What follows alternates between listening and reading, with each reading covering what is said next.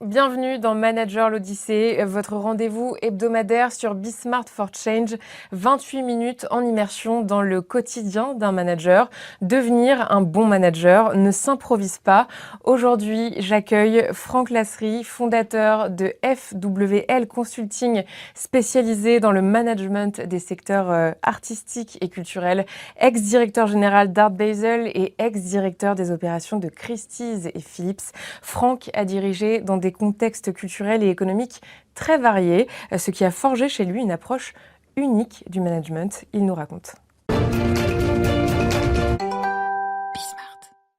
Bonjour Franck. Bonjour Alix. Bienvenue. Merci beaucoup. Merci d'avoir répondu présent. Merci de m'avoir invité. Pour commencer, Franck, vous avez suivi des études internationales, puis votre première expérience professionnelle vous amène dans un tout autre domaine, au Maroc. Est-ce que vous pouvez nous raconter ce premier virage ? Bien sûr. Donc j'ai fait une école de commerce et ma première expérience professionnelle était en fait dans l'entreprise familiale, qui était dans le commerce de matières premières. Donc il n'avait rien à voir avec l'art et la culture. Des circonstances étaient un peu particulières en fait. Mon père avait sa propre entreprise dans le commerce de matières premières et puis suite à une maladie, j'ai dû reprendre en fait la gestion de l'entreprise. C'était en fait ma première expérience en management. C'était une PME de 30 à 35 personnes environ, et c'était ma première expérience en management. Est-ce que vous dirigez une équipe ? J'étais en fait le directeur général de la société. J'ai repris un peu la succession de mon père. C'était une équipe de 25 à 30 personnes. Et j'ai commencé finalement sans aucune expérience managériale avant. J'avais des connaissances techniques que j'avais appris en école de commerce, en université. Mais c'était ma première expérience. Et alors ? Et je pense que ça a été en fait un peu une révélation pour moi, parce que j'ai pris un plaisir énorme à gérer des équipes. D'emblée ?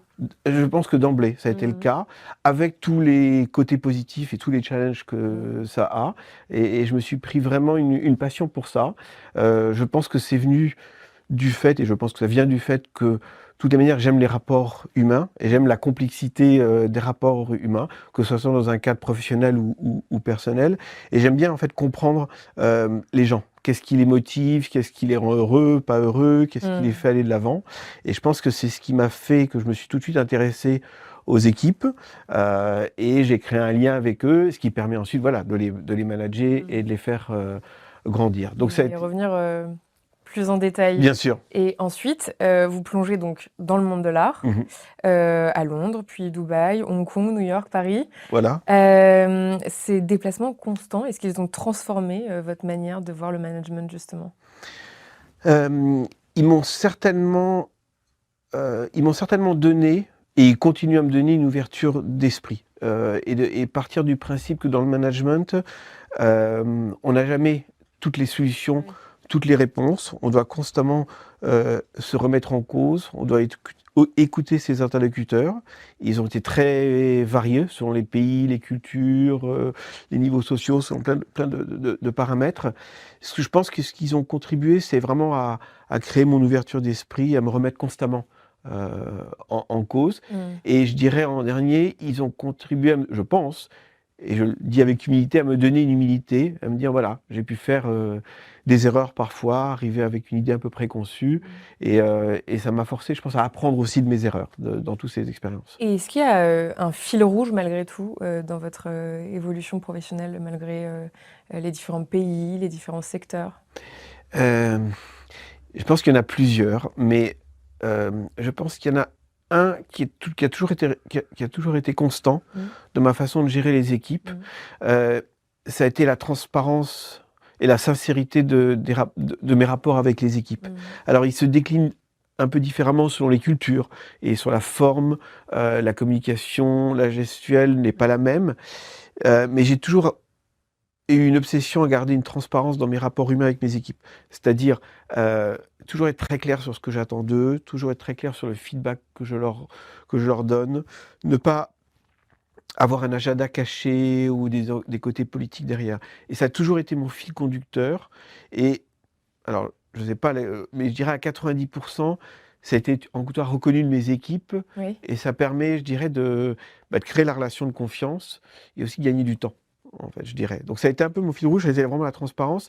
L'autre chose, simplement, je pense que mon fil rouge, ça a été le fait que j'ai une passion pour gérer les équipes et mes équipes l'ont toujours senti, que j'avais un plaisir, quel que soit le jour, la journée ou la nuit ou le jour de Mais vacances. vous sauriez l'expliquer, ça? Cette passion Le que pourquoi? vous avez déjà évoquée tout à l'heure. Le pourquoi de la passion? Ouais, dans la gestion des équipes, c'est pas... Je pense que je l'expliquerai. euh, je pense que je peux l'expliquer d'une manière, c'est que,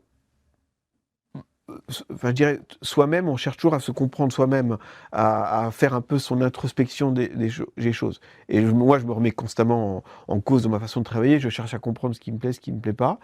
Et je pense que ça vient sans doute de là. Si je le fais pour moi, je veux aussi le faire envers les autres. C'est difficile à expliquer. Tout ce que je peux vous dire, c'est que j'ai un besoin naturel de comprendre les gens. psychologisant. Hein? C'est le Pardon? côté psychologisant un peu inné chez vous. Voilà ça, j'ai besoin de Mm. comprendre les gens, de savoir ce qu'ils pensent, ce qu'ils aiment, ce qu'ils aiment pas. En fait, je pense que c'est peut-être une curiosité maladive Mhm. de savoir ce qu'il y a chez les personnes et de comprendre ce qui les motive pas. Et en fait, quand je sais ça, je suis extrêmement heureux. Du coup, j'essaie de les faire grandir ou de les mettre dans le job qui les intéresse ou de les faire aller vers les projets qui les intéressent. Mais ça part de la base que j'aime comprendre les gens et ce qui les motive pas. C'est un goût, voilà. Moteur. Voilà, et c'est aussi bien dans le professionnel mais que dans le personnel. C'est un fil conducteur, je dirais, de ma vie peut-être. Voilà. Et est-ce que vous avez eu des mentors? Oui, j'en ai eu. Qui? Je pense que mon premier mentor, sans qu'il l'ait voulu, a été mon père, qui était un exemple sous beaucoup d'aspects. Après, j'ai eu chez Christie's un monsieur qui est décédé maintenant, qui était un directeur général de Christie's, qui était un homme exceptionnel en termes de management. C'était quelqu'un qui avait à la fois une humanité, un respect des personnes énorme, mais aussi une ambition et des attentes extrêmement élevées. Mais ces ambitions et les attentes extrêmement élevées qu'il avait ne faisaient pas peur aux équipes, parce qu'il alliait ça avec un respect, une communication qui était extrêmement Donc, fluide. deux sont possibles. Les deux Les deux étaient, en peuvent tout cas, cohabiter. je l'ai vu dans cette personne. Ok. Et c'était pour moi mon mentor principal. Et c'est intéressant parce que quand je dois prendre une décision compliquée, difficile, je pense beaucoup à ces deux personnes en fait. Qu'est-ce qu'ils feraient eux s'ils étaient eux? Il y en a eu d'autres après, mais si je retiens deux, c'était là. Après j'ai eu des exemples après, mais ça a été vraiment mes mentors et je pense très très souvent à eux dans les moments un peu difficiles, compliqués, comment je ferais. Et j'ajouterais une chose, c'est que je suis aussi constamment à la recherche de mentors. J'essaie de voir, voilà, qui pourrait encore. Pourquoi c'est fondamental pour vous? Parce que je pense qu'on n'a jamais raison sur tout, on a besoin constamment d'apprendre.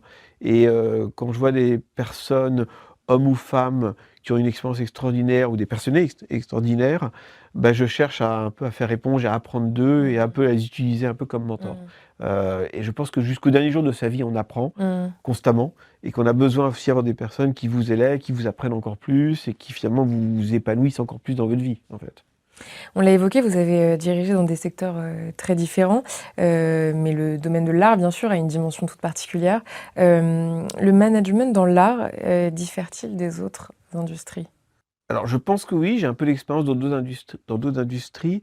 Je pense que le management dans l'art, il y a une très forte dose d'émotionnel et de passion dans le monde de l'art. Il faut prendre en compte que le monde de l'art, à la base, c'est les artistes. C'est beaucoup d'émotions. Les gens qui achètent une œuvre d'art ou qui la vendent le font pour différentes raisons émotionnelles. Les artistes sont des gens émotionnels, c'est ce qui en fait des artistes. Et donc cette dimension émotionnelle et passionnelle, pour moi, se décline partout dans le marché de l'art. Et donc pour répondre à votre question, ce qui en diffère d'autres industries, c'est que si on n'y met pas un peu de la passion, de l'émotion, mais si aussi on n'essaie pas de comprendre les émotions ou la passion qu'on a en face de nous, que ce soit un artiste, un client, un collectionneur, le management devient trop technique, trop systématique, et donc il n'est pas adapté. Donc je pense que souvent ce que j'ai remarqué, c'est que les bons managers dans le monde de l'art comprennent cette passion, ont cette psychologie, ont et intelligence émotionnelle pour comprendre l'interlocuteur. Et je pense Sinon, que c'est impossible. C'est beaucoup plus compliqué, on va dire. C'est beaucoup compliqué pour la personne à s'adapter, à intégrer une structure et à faire la différence. Si on comprend cette émotion, cette passion, c'est beaucoup plus facile, je dirais. Et je vais me prendre une anecdote, si vous permettez. Bien sûr. J'ai recruté beaucoup de personnes dans le monde de l'art, avec des succès et des échecs. Et j'ai souvent, parfois, je me suis arrêté à des personnes sur le CV qui avaient des profils techniques extraordinaires, des diplômes, Oui. des expériences extraordinaires. Et dans une organisation culturelle, ils tiennent à moi. Parce qu'ils n'ont pas cette intelligence émotionnelle, cette passion, et ça ne fonctionne pas. Et inversement, des gens qui ne sont pas bardés de diplômes et tout ça, mais s'intègrent très vite, ils ont l'émotionnel et ils réussissent brillamment. Et je pense par exemple à la personne dont je citais avant, un des deux mentors, donc pas mon père mais le deuxième. Chez Christie's. Voilà, chez Christie's, il n'avait pas forcément ses diplômes, cette expérience, mais il avait cette intelligence émotionnelle pour comprendre le métier, ce qui fait qu'il a fait une carrière brillante dans ce domaine-là. Et justement, en préparant cette émission, vous m'avez parlé de fermeté et d'empathie. Oui. Mais comment conjuguer ces deux notions dans la prise de décision difficile, par exemple? C'est pas une question facile. Je dirais... En fait, pour vous répondre, je vous donnerai l'analogie du fond et de la forme. Dans le fond, il faut prendre des décisions, parce qu'à la fin, on est dans le marché de l'art, il y a un business. Il y a des moments où il faut prendre des décisions parfois difficiles.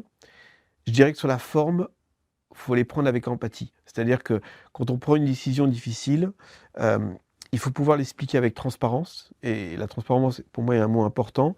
Il faut savoir, toujours pareil, utiliser la psychologie dont je parlais avant, avoir l'émotion qui va avec pour expliquer une décision difficile, donc avoir cette empathie qui va avec. Donc je dirais un peu, pour conjuguer les deux, il faut être très clair dans sa décision, il faut avoir un rationnel très clair pour qu'on prenne une décision, qu'elle soit difficile ou pas. Pour pouvoir l'expliquer jusqu'au bout. Voilà, pour pouvoir bien l'expliquer, mais y mettre la forme et bien comprendre l'interlocuteur ou l'interlocutrice qu'on a en face de soi, pour y mettre finalement la forme qui va avec. Une forme empathique. Il faut une certaine forme d'empathie ou de psychologie, voilà. Moi, je sais que, par exemple, quand j'étais chez Art Basel, j'ai dû, pour des différentes raisons, une fois licencier une personne, et c'était une personne qui était là depuis extrêmement longtemps, qui était investie émotionnellement dans la société, qui avait donné tout son maximum, mais pour des raisons très factuelles, très rationnelles, il fallait se séparer de cette personne. Donc, j'avais préparé mon rationnel de façon très très stricte, mais j'avais aussi préparé la forme de mon discours et l'accompagnement qui allait avec et tout ce qui allait avec pour vraiment pouvoir le faire, je dirais, le moins pire possible, en fait. Et vous qui vous intéressez tant à l'humain, ça a dû être une forme d'épreuve aussi en tant que manager.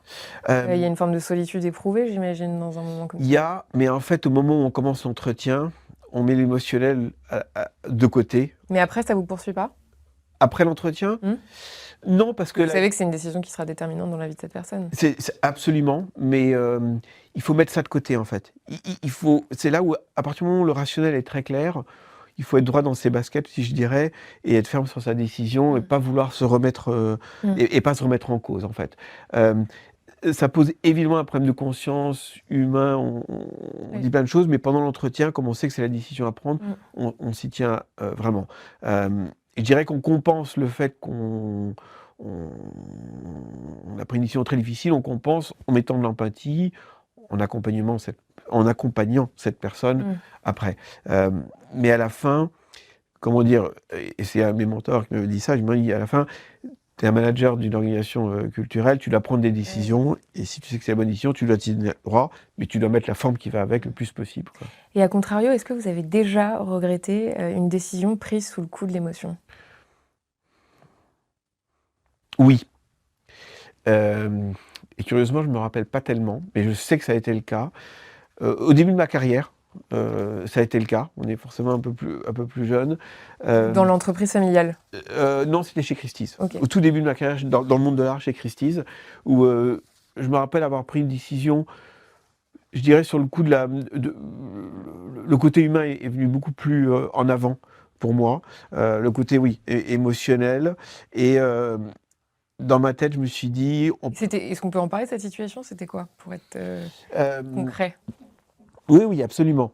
J'avais une personne dans mon équipe qui était qui était voilà, une jeune mère de famille qui était seule avec je crois, 2 ou 3 enfants, je ne sais plus pourquoi, et qui malheureusement, pour des raisons personnelles, ne performait pas dans son travail. Voilà, n'arrivait pas à l'heure, était complètement distraite, mais c'était vraiment pour des raisons personnelles difficiles qu'elle avait, quoi. D'accord. Et moi, c'est vrai que j'ai pris la décision d'investir dans cette personne, de la garder, de lui donner le maximum de chance.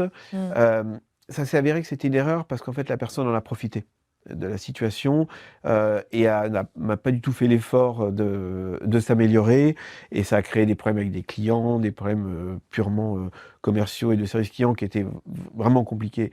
Après, la personne en a profité. Donc, il y a un peu d'abord une relation de confiance, voilà, un peu qui s'est cassée, mais c'est vrai que si j'avais été plus rationnel dans mon approche et un peu moins intuitif et un peu plus réfléchi, j'aurais dû prendre la décision difficile de me séparer de cette personne. Oui, c'est très circonstanciel en même temps, parce que ça aurait pu très bien se passer aussi. Ça aurait pu bien se Avec passer, une autre personne. c'est vrai, mais c'est vrai qu'il y avait, avec le recul, il y avait beaucoup de signaux D'accord.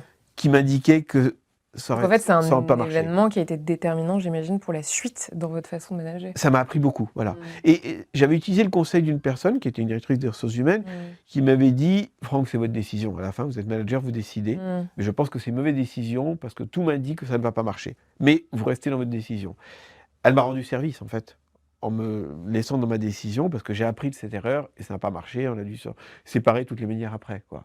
Ce qui fait qu'après, ce que j'en ai tiré, c'est qu'en fait, je mets jamais mon côté émotionnel et l'empathie, mais je réfléchis bien au rationnel de ma décision, ce dont je vous disais avant, justement. Et ça, j'en ai tiré les leçons de ça. Mais encore aujourd'hui, je dirais que quand je dois prendre une décision, je ne mets pas de côté mon côté humain et tout ce qui va avec. Oui, vous n'en êtes pas devenu un robot Surtout sans pas. sentiment. Voilà, surtout pas. Mais je prends plus de temps à bien réfléchir sur le rationnel avant de prendre une décision difficile. Inversement, j'ai eu un cas récemment de quelqu'un, voilà, qui performait pas tellement dans son travail, et c'était un peu l'inverse, là, justement, qui avait aussi des raisons personnelles un peu difficiles, qui performait pas. Par contre, après une bonne réflexion, j'ai vu qu'il y avait des signaux qui étaient positifs, qu'il fallait coacher, il fallait accompagner cette personne, il fallait accompagner au niveau personnel. Et là, par contre, ça Et quels fonctionne. étaient ces signaux, par exemple, pour un manager dans une situation comme la vôtre qui nous regarde et qui doute? Quand on voit qu'on a une personne qui est à l'écoute de ses conseils et quand on voit une personne qui fait quand même le maximum pour faire un effort, qui essaie de prendre en compte les conseils que je lui donne et qui fait des efforts, même s'ils sont minimes, mais on voit que la personne fait des efforts pour s'améliorer. Pour moi, c'est des signaux positifs, parce que quand je vois qu'il y a la bonne volonté qui est derrière, qu'il y a les signaux positifs, là, je me dis, voilà, on va mettre les chances de notre côté, parce que la personne y met de la volonté. Et c'est le signe que ça peut évoluer. Ça peut évoluer. L'autre chose qui est très importante, c'est que quand on voit même un minimum de signaux positifs, si on accompagne cette personne, ça crée une relation de confiance et une loyauté de la personne vis-à-vis de l'entreprise qui est très forte. Parce que la personne se dit, voilà, j'ai eu des problèmes, mais il me donne ma chance, je fais au maximum, il me donne ma chance. Ils se sentent un peu redevables vis-à-vis de l'entreprise. Il y a une loyauté vraiment qui se crée. C'est un cercle vertueux. Et j'ai un exemple actuel, où je ne peux pas rentrer dans le détail évidemment, où la personne réalise en fait qu'on lui donne sa chance, et la personne donne son maximum pour bien faire parce qu'elle est accompagnée justement malgré ses problèmes personnels. Donc c'est un exemple un peu inverse de ce que je citais avant, mais c'est un bon exemple, je pense, parce que c'est voilà, c'est quelque chose que j'ai appris de mon passé, quoi. J'ai des exemples un peu similaires après aussi dans d'autres pays, dans d'autres cultures. Alors, ah oui, on va y revenir. On va y revenir après, mais il y a des on va en parler bien sûr. Mais c'est vrai que Mais autre question, comment est-ce qu'on maintient un climat de confiance après justement une décision difficile? Au sein de l'entreprise, une fois que la personne est partie, je pense qu'il y a plusieurs façons. Je pense que le climat de confiance, il se crée d'abord dans la communication et la transparence avec les équipes qui y sont, c'est-à-dire expliquer ses choix, expliquer ses décisions, d'abord est la chose fondamentale pour garder la confiance avec ses équipes. Après, la confiance, moi je dis souvent, elle se nourrit, il faut l'arroser régulièrement, cette confiance. Avec mes équipes, de manière générale, je les responsabilise beaucoup. Donc je leur donne un projet ou une mission à faire. Je leur donne toujours une ligne directrice générale, mais je les laisse faire. Donc je les laisse courir, je les laisse pédaler avec un projet, une décision. Et dans certains cas, je les laisse aussi faire des erreurs. Et je les laisse par eux-mêmes apprendre de leurs erreurs, mais sans pour ça, après, les sanctionner ou les punir à partir du moment où il y a la volonté d'apprendre de ces erreurs. Et mon expérience, c'est quand, comment dire, en responsabilisant les équipes, en leur faisant une communication transparente, il y a cette confiance qui se crée progressivement. L'autre chose qui est importante aussi, notamment dans les grosses structures, c'est que tout le monde fait des erreurs. Et mes équipes en ont fait parfois, mais c'est aussi être derrière eux quand ils font des erreurs et se sentir aussi responsable. C'est-à-dire que en tant que manager d'une équipe, s'il y a une erreur qui a été faite, moi je me suis toujours positionné en disant voilà, je suis responsable parce que j'ai recruté cette personne ou j'ai laissé cette personne faire ce projet-là. Et j'en prends aussi la responsabilité des erreurs. De mon côté avec l'équipe, on va regarder ce qui s'est mal passé et puis on va apprendre de ces erreurs. Ça permet vraiment de gagner la confiance parce que les équipes se sentent soutenues et se disent aussi, voilà, Franck nous soutient, on doit aussi donner le meilleur de nous-mêmes et ne pas refaire ces erreurs, quoi. Et puis je pense après que la confiance, elle se crée aussi par ses compétences. C'est-à-dire que quand on gère une équipe, moi je pars toujours pour principe quand je gère une équipe, je connais leur métier. Ça ne veut pas dire que je sais faire leur travail à leur place, mais je sais de quoi ils parlent. Et la confiance, elle se crée aussi parce que quand les équipes viennent vers moi et me disent voilà, on a tel problème technique, ils savent que je comprenne, voilà, et j'arrive pas forcément avec la solution, je les fais venir eux-mêmes vers la solution, mais comprendre qu'ils ont un interlocuteur qui comprend leurs problèmes, leurs challenges, aussi crée la confiance. Voilà. Et puis après, je pense que la confiance, voilà, elle se crée avec le temps, avec des exemples concrets, des choses comme ça. Pour en revenir aux différences culturelles évoquées, on l'a dit, vous avez travaillé sur plusieurs continents. Oui. Quelles sont les différences les plus marquantes en termes de management que vous ayez relevées? Je pense que... alors, et je ne veux surtout pas rentrer dans la caricature selon les différents pays et les différentes nationalités. Moi, ce que j'ai remarqué, c'est que notamment en Asie, ou même aussi au Royaume-Uni, la culture du non-dit a été toujours quelque chose auquel j'ai dû faire face dans mon management. En fait. Culture non-dit, c'est-à-dire qu'en fait, la personne vous dit A, mais en fait, la personne, au fond d'elle, veut dire B. En fait.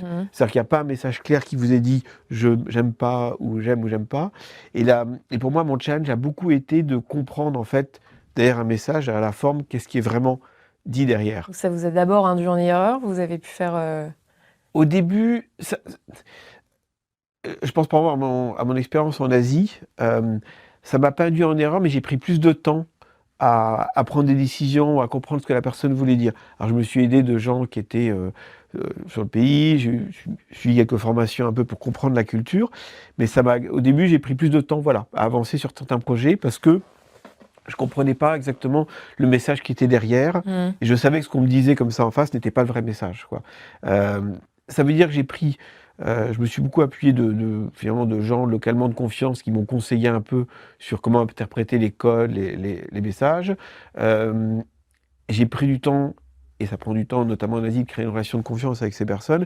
Et au bout d'un moment, en étant un peu, en comprenant mieux la culture, en créant la relation de confiance, on commence à comprendre ce que les gens essayent de vous dire, et puis eux-mêmes vont vers vous. Ils sont moins après dans le non-dit, et puis vous disent les choses un peu plus transparentes, parce qu'ils se disent, bon, j'ai en face de moi un Européen, un Français, il faut aussi un peu que je lui dise plus ouvertement. Donc il y a une rencontre qui se fait avec le temps, en fait, entre moi qui s'adapte à la culture, qui essaie de comprendre, et eux aussi qui font ce chemin-là. Et ça, typiquement, ça peut être un élément déstabilisant, mais est-ce qu'il y a des choses néanmoins positives dont vous vous servez aujourd'hui, qui vous inspirent en Asie, par exemple? Ouais, moi, ça a été extrêmement positif parce que j'ai trouvé que ça, c'était enrichissant intellectuellement, en fait, de comprendre une autre culture et de faire cet effort-là.